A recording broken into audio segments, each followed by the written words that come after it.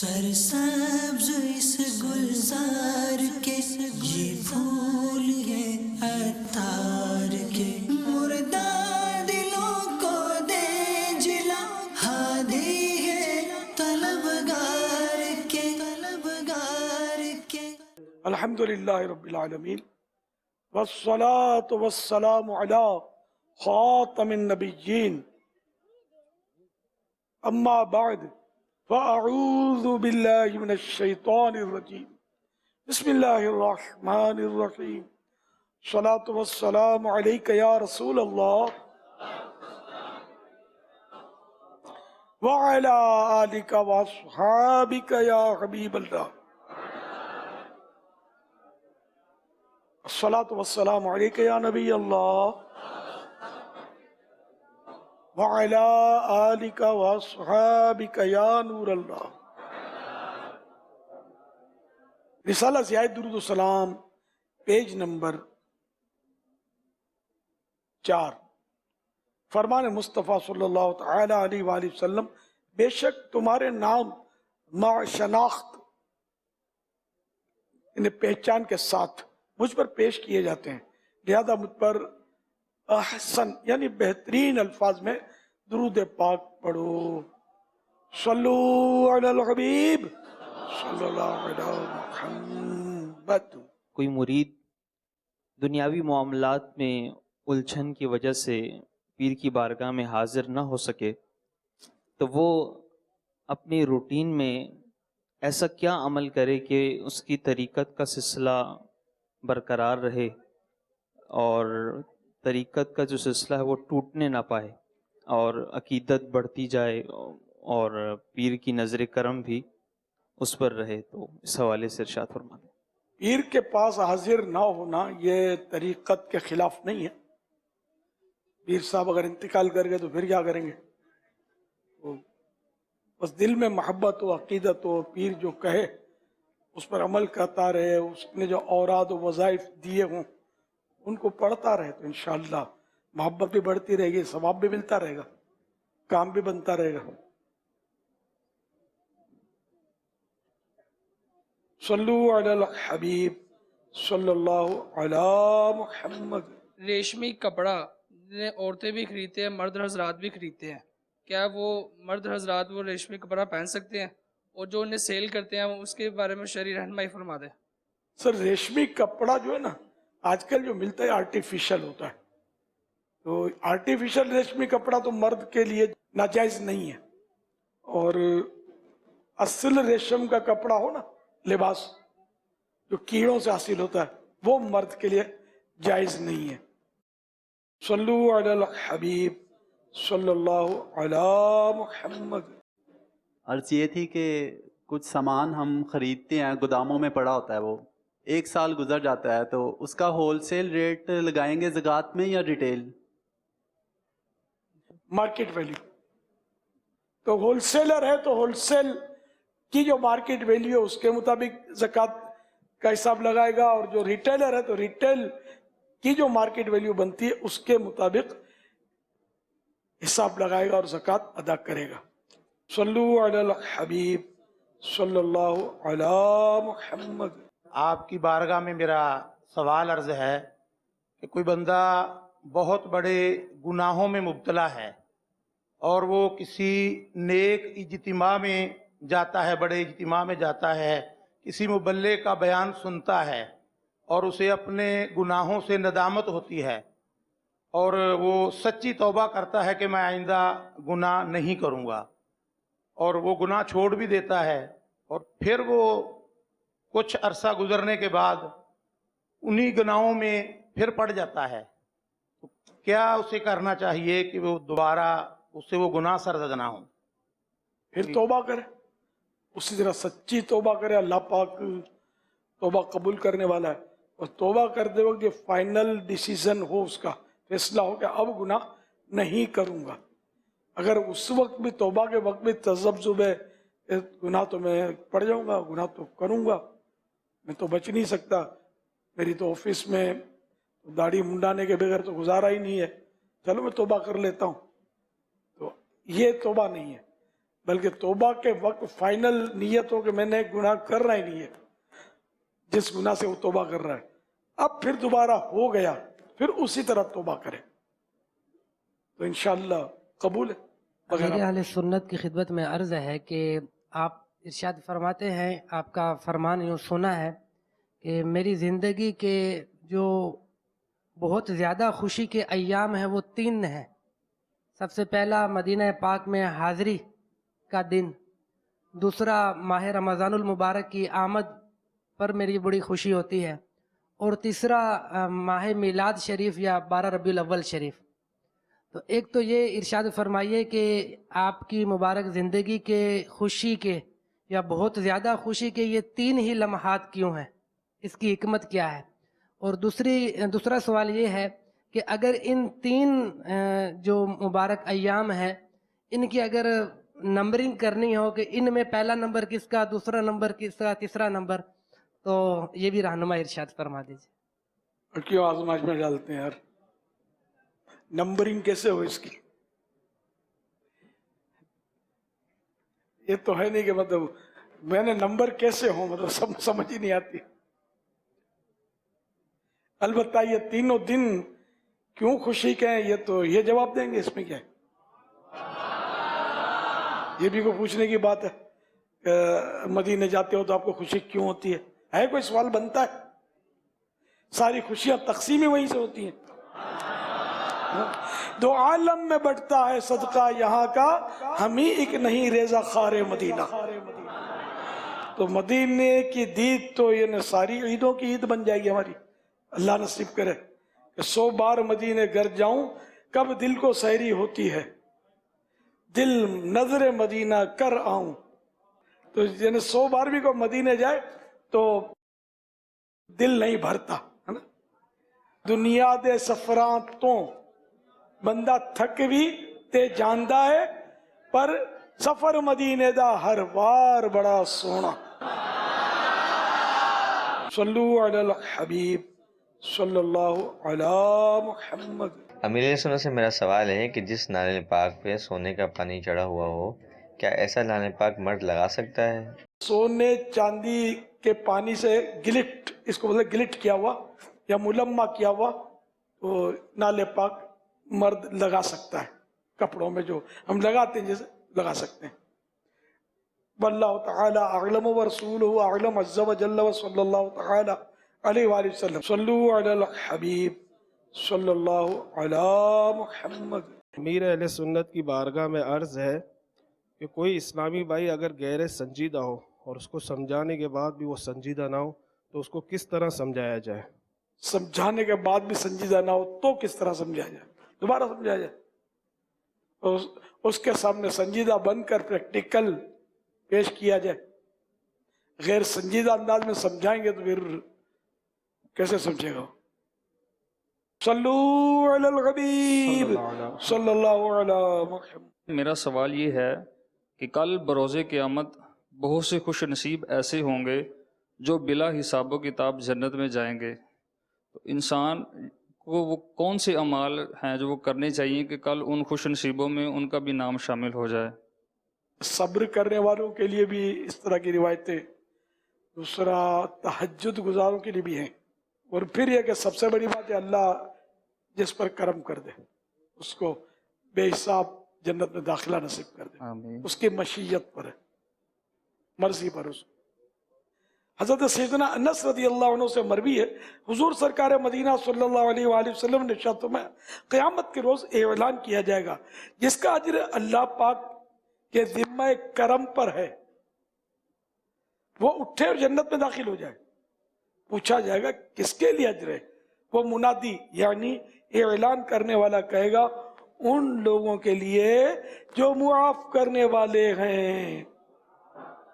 تو ہزاروں آدمی کھڑے ہوں گے اور بلا حساب جنت میں داخل ہو جائیں گے. کاش معاف کرنے کا جذبہ مل جائے.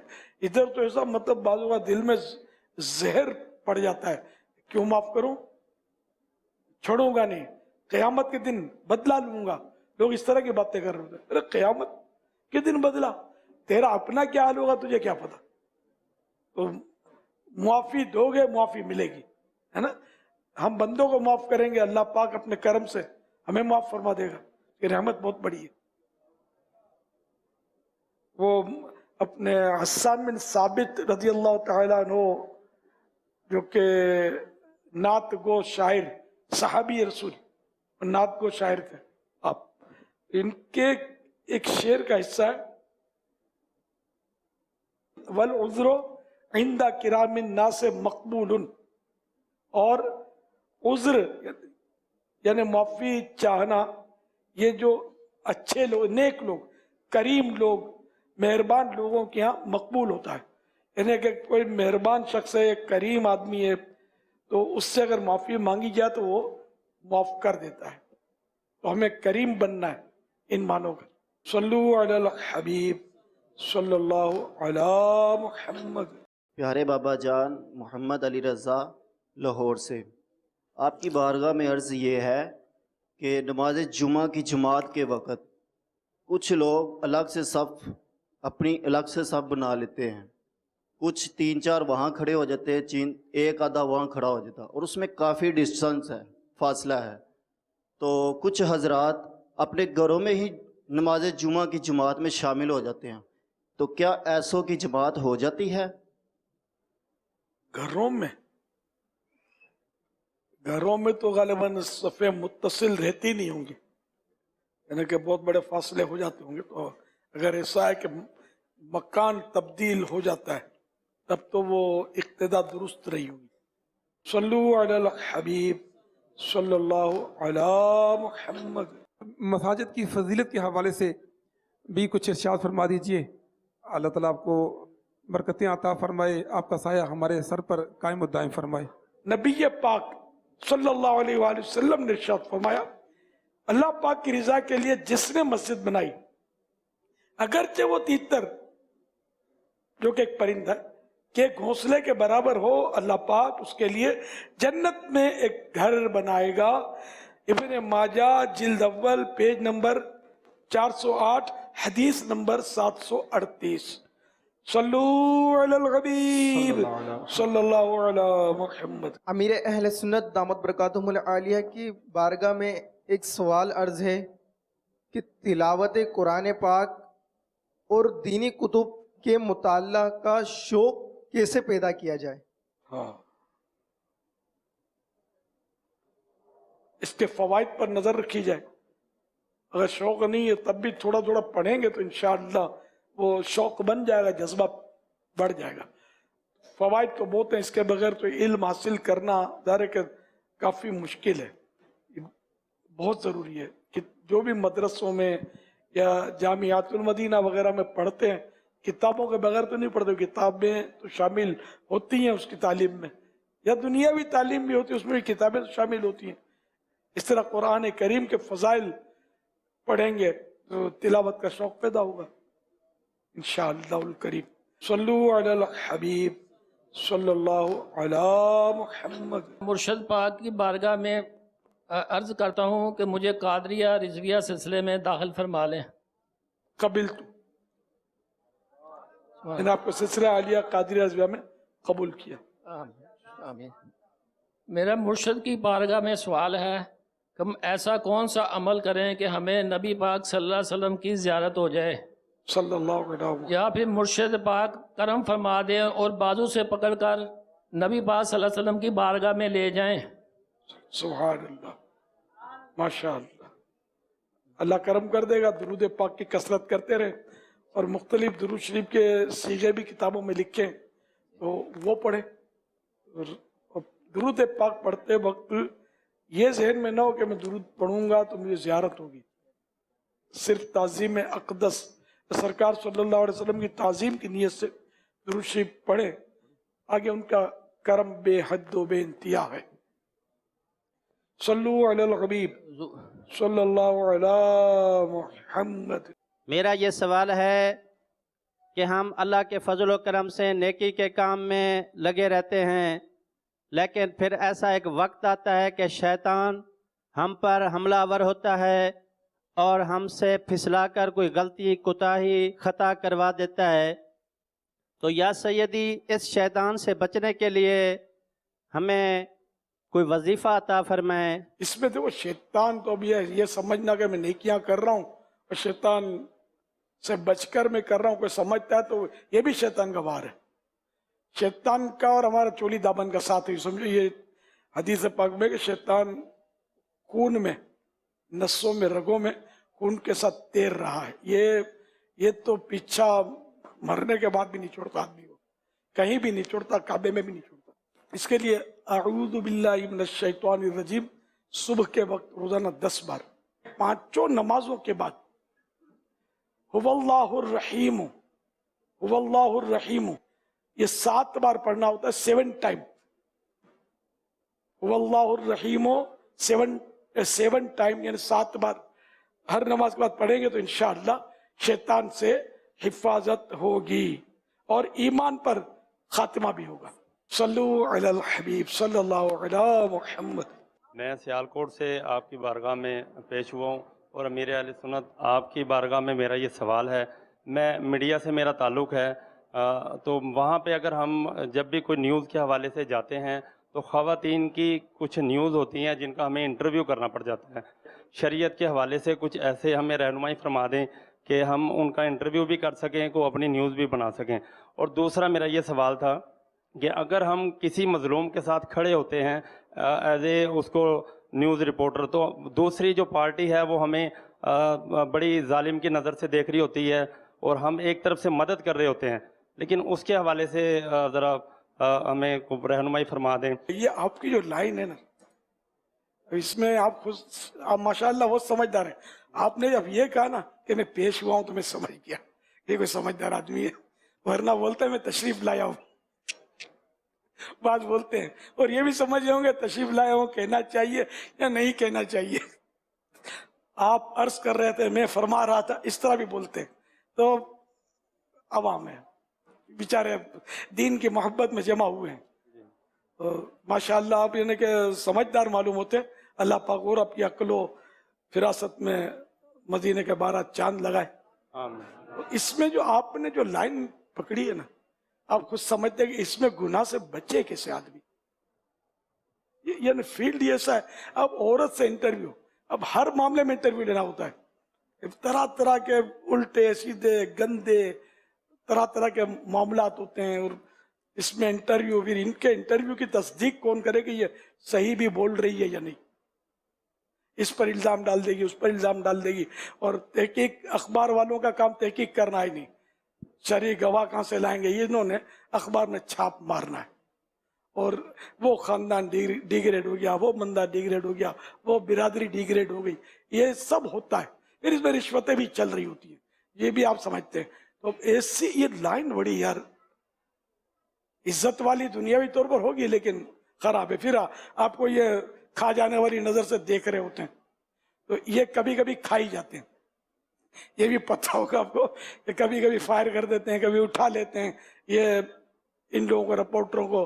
تو یہ ہے مطلب رسکی، اور رپورٹروں کو ایسی شے ملی ہوتی ہے کہ مطلب یہ کہ بے خوف بے داغ، کسی کا لحاظ نہیں کرتے، وزیر اعظم کا لکھیں گے، صدر کا لکھیں گے، پھر جب کوئی حرکت میں آتا ہے تو پھر وہ نظر بھی نہیں آتا۔ ویسے کوئی اور لائن ملتی ہو تو آدمی اپنا لے۔ اگر گناہوں سے بچنے کا ذہن ہے نا، تو ایک بار کوئی وزیر آئے تھے میرے پاس، کئی سال پرانی بات ہے، کوئی اسی طرح کی کوئی بات چلی تھی کہ یہ گناہوں سے کیسے بچے، اور یہ تو مجھے یاد پڑتا ہے، میں نے کہا کہ کوئی گٹر کے پانی میں ڈبکیاں لگاتا ہوئے پوچھے کہ گٹر کے پانی میں ڈبکیاں لگا رہا ہوں کہیں بھی داغ نہ آئے، میرا بدن بھی نجس نہ ہو، ایسا کوئی نسخہ بتا دو۔ اب یہ نسخہ میں کہاں سے لاؤں گا؟ تو جب یہ نہیں کہ یہ فیلڈ بڑا عجیب ہے، سب سے اعلیٰ درجے کی کرسی ہے نا، یہ غلامی مصطفیٰ کی کرسی ہے، یہ بے داغ کرسی ہے۔ باقی اب دنیاوی کرسیاں جتنی بڑی ہوتی جاتی ہیں اس میں مسائل بڑھتے جاتے ہیں۔ اللہ ایمان سلامت رکھے کہ یہ بہت یعنی کہ بعض اوقات بڑا غلط ہو جاتا ہے اس میں، کہ کوئی یعنی کہ اتنا ڈیگریڈ ہو جاتے ہیں یا اخبار کے ذریعے کہ خدا کی پناہ۔ ہاں بس اللہ پاک کو ایسا حلال اور آسان ذریعہ روزی کا دے دے اور دل لگ جائے اس میں، اللہ کرے۔ सल्लु अलल हबीब सल्लल्लाहु अलैहि मुहम्मद। इहया उलूम किस जिल्द से और कौन से बाब से शुरू की जाए, इस बारे में रहनुमाई इरशाद फरमा दें। इहया उलूम की तो सारी जिल्दें अहम हैं, और तीसरी जिल्द जो है वो मौलिकात उसमें बयान हुए हैं, तो ज़ाहिरी बातिनी जो गुनाह होते हैं खासकर इनका बयान है, तो यूं वो भी अहम है। सारी जिल्दें अहम हैं, भले आप चाहें तो तीसरी जिल्द से शुरू करें, मुताले का जहन बने, रुझान बढ़े, तो सारी जिल्दें पढ़ने की नीयत हो जाए। मदीना मदीना लब्बैक। बाबा मैंने अल्हम्दुलिल्लाह तीसरी जिल्द भी अक्सर पढ़ी है और इसके अलावा भी पढ़ी है माशाअल्लाह। तो मजीद आप माशाअल्लाह, अल्लाह बरकत दे। आमीन। बाबा इस तरह होता है कि बाज़ वक़्त में पढ़ता है, रिक्कत भी बनती है, रोना धोना भी आता है, तौबा का भी ज़हन बनता है, लेकिन बाद में इस पर इस्तकामत नहीं हो पाती। इस हवाले से आप इरशाद फरमाएं। अब बस ये तो तकरीबन सभी के साथ होता है। पैहम साये पैहम, मुसलसल कोशिश करनी होगी। एक बुजुर्ग का इमाम गजाली ने ही गालिबन लिखा कि वो 20 साल तक फरमाते कि मैं मेरा दिल नहीं लगता था, मैं लेकिन नमाज तिलावत इबादत करता रहता था, फिर मैंने 20 साल उससे नफ़ा उठाया, 20 साल में जाकर कहीं वो दिल लगा मेरा। तो इसलिए वो हमारा तो है ना, अभी काटी अभी भुनी, एक मुहावरा है, तो कि फौरन मतलब हमारा सब काम हो जाना चाहिए। हमारा जहन ये होता है यार दिल नहीं लगा, दुआ मांगते हैं यार कबूल नहीं होती, बच्चा बीमार है तो बीमारी पड़ा यार दुआ कबूल नहीं होती, छोड़ो यार अपनी दुआ नहीं, ऐसा नहीं है। मतलब तो ये जहन होना ही नहीं चाहिए। अल्लाह पाक दुआ कबूल करता है, अब वो जिस अंदाज में कबूल हो हमारे लिए, कि हो सकता है कि क़यामत के दिन इस दुआ का सवाब हमारे लिए ज़ख़ीरा किया जा रहा हो, कि वहाँ बंदा जब दुनिया में जिनकी कबूलियत का ज़ाहिर नहीं होता असर, तो ऐसी दुआ जिनका दुनिया में कबूल नहीं होती, उनका जब अजर सवाब क़यामत में देखेगा तो तमन्ना करेगा कि काश दुनिया में मेरी कोई दुआ कबूल ना होती। तो यूं फिर आने वाली मुसीबतें बादुआ दुआओं से वो दूर कर दी जाती हैं। ये एक मैंने मिसाल दी समझाने के लिए। तो इसी तरह ये कि इस्तिकामत मिले ना मिले, अमल छोड़ना जो है ना, ये हल नहीं है। अमल बंदा दिल लगे न लगे करता रहे। बीमार है तो दवा पीता है, कड़वी हो, तल्ख हो, बदमजा हो, मूड ऑफ हो जाता है। जब बीमारी लग जाए तो आदमी दवा पीता ही पीता है। तो इस वक्त हम लोग हमारी रूह ये बीमार है, और इसको इबादत रास नहीं आती। तो आहिस्ता आहिस्ता जब रूह का मरज दूर होगा तो इंशाअल्लाह इबादत में लज्जत भी आनी शुरू हो जाएगी। इलाज जारी रखना चाहिए। सल्लु अलल हबीब सल्लल्लाहु अलैहि मुहम्मद। या सैयदी, मैं शेखुल हदीस हज़रत अल्लामा मौलाना अब्दुल हकीम शरफ कादरी रहमतुल्लाह तआला अलैह का मुरीद और आपका तालिब हूँ।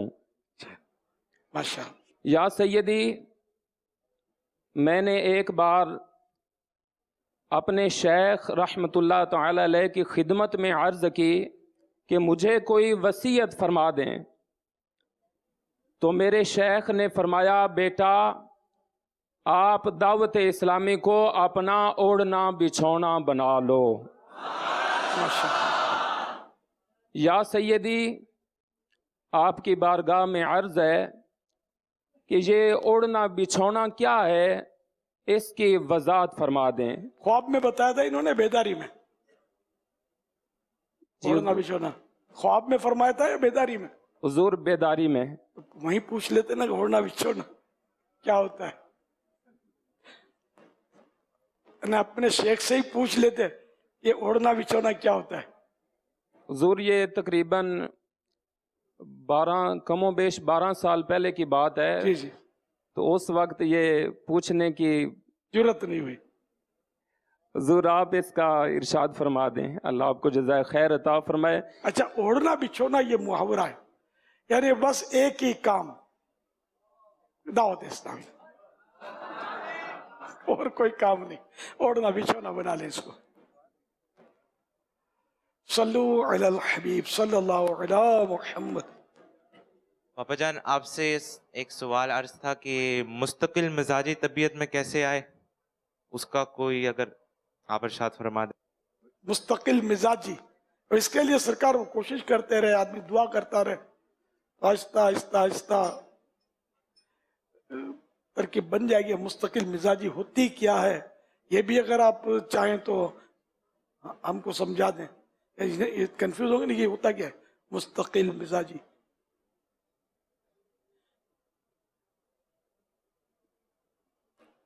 अगर चाहें तो समझा दें हमें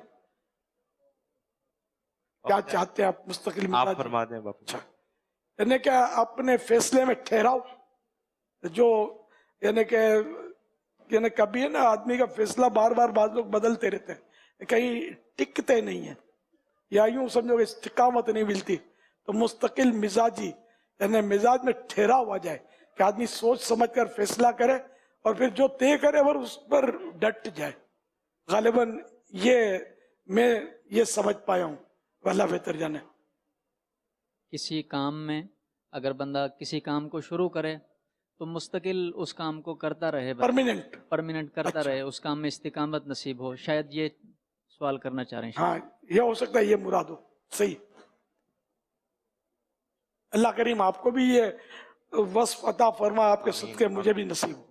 सल्लू अलल हबीब सल्लल्लाहु अलैहि मुहम्मद। सरसब्ज इस गुलजार